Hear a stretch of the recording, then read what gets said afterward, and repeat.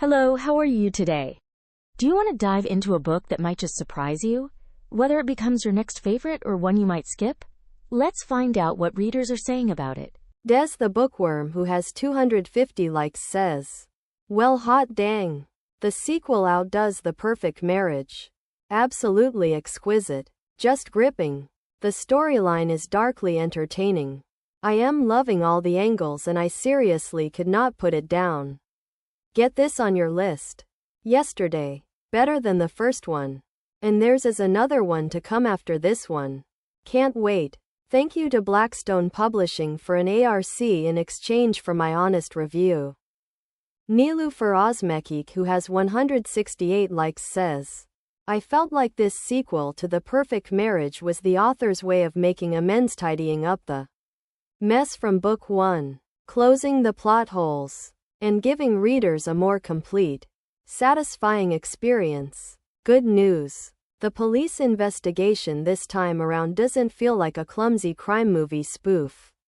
It's tighter, better structured, and far more compelling. This time, we get 3 intriguing mysteries that weave together smoothly. A missing one-night stand, the reopening of Kelly Summers' murder case, and the suspicious death of a cop. The pacing is spot on. You'll find yourself constantly turning pages, snacking away, and grinning at the twists. Especially in the final third, where the tension really kicks up a notch. There's a lot going on, and you keep asking yourself, is karma finally coming for these people? Thankfully, most of the foolish ones get what's coming to them. No spoilers. But there is one lingering thread involving a mysteriously resurfacing character that seems to hint at another sequel. If I could name it, The Perfect Funeral. It just fits this twisted little universe so well, right? The book opens with Sarah Morgagnes. She's back being cheated on again.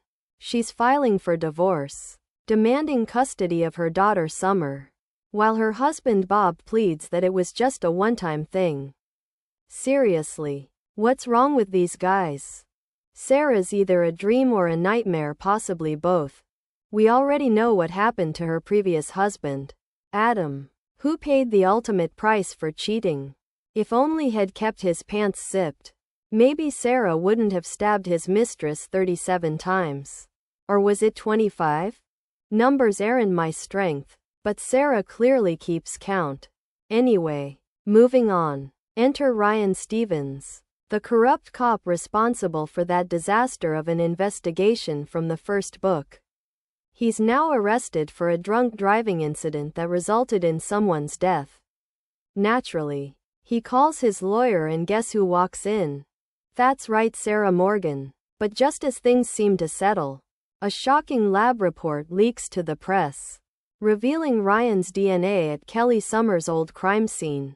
Suddenly, the cold case is reopened. Meanwhile, Stacey Howard, the woman who had a fling with Sarah's current husband Bill, has mysteriously vanished. Bill accuses Sarah of being involved and threatens her if she doesn't back down from the custody fight. Is he bluffing? Or does he have something real that could link Sarah to not just one but 2 murders? Is Stacey a pawn in Sarah's revenge plot? Or is something even more sinister going on? All I can say is, grab your snacks, curl up, and prepare for a fast-paced, twist-filled thriller. This one pulls you in and doesn't let go. Final thoughts. The only downside? The characters are almost all unlikable. Sarah is cold and cunning. Bill is both cruel and clueless. A terrible combo. And even Sheriff Hudson feels underwhelming. Pam, thankfully, is likable, but she's more of a side character. I am rounding my 3.5 stars up to 4. Mainly because of the strong pacing and the cleaner plot execution. The twists are mostly predictable, but they still work. This isn't my favorite by the author, but it's a big step up from the first book. I have a strong feeling this won't be the last we hear from Sarah Morgan, and I wouldn't be surprised if the next chapter is right around the corner. Medium, com, Instagram, Facebook, Twitter. Mallory, who has 24 likes, says, I will admit that The Perfect Marriage wasn't my favorite book by Jeneva Rose. But this one was so much better and completely made up for the things in that one I didn't love. I listened to the audiobook for this one and I liked the narration quite a bit. This was full of twists and turns, and while I expected pretty much all of them, I still enjoyed the wild ride. Sarah's second marriage is also ending. This one she is ending with divorce. Bob is not pleased with this turn of events and is desperate to earn her forgiveness. But their past is also coming back to the forefront as new evidence suggests it's possible that Sarah's first husband didn't kill the woman he was convicted and put to death for killing. This is full of drama and deceit and I enjoyed it. Overall I gave it 4.5 stars rounded up for being a fun ride. Amber the Fire Kissed, who has 19 likes, says, "Holy fucking shit. I am still processing what I just read because WTF. In a good way. I was struggling with a book slump for almost 2 months until I randomly decided to pick up this book. First off, nobody is who you think they are, which makes the entire book thrilling. It's a perfect sequel to The Perfect Marriage and the ending was wrapped in a bow. But at the same time I had no idea that was what would happen. It's full of twists and turns that low-key make you second-guess everything you know about the characters. I am high-key hoping there's a third book." Feruz, who has 140 likes, says, "Okay, this book? Wild. Utterly wild. Jeneva Rose really said, oh, you thought that was it? Watch this." And threw us headfirst back into Sarah Morgan's chaotic, cunning, completely twisted world, and it was glorious. First things first. This sequel eats better than the first?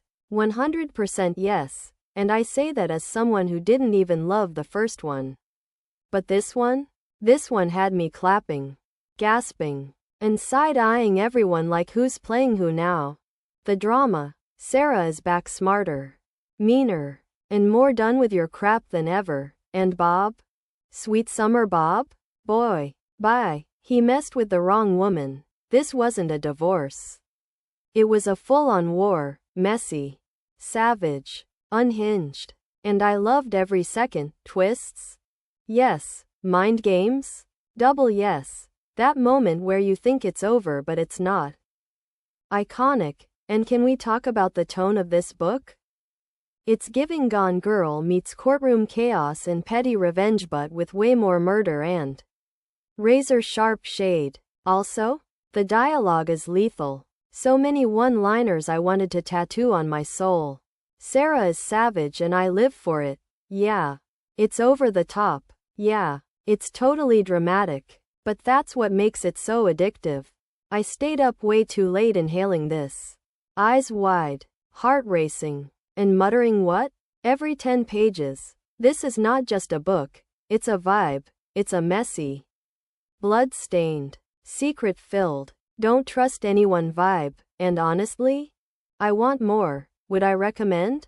Absolutely. Just maybe don't read it right before bed unless you want to lie there plotting imaginary revenge on people who ghosted you back in 2018. Petty, dirty, delicious. The perfect divorce?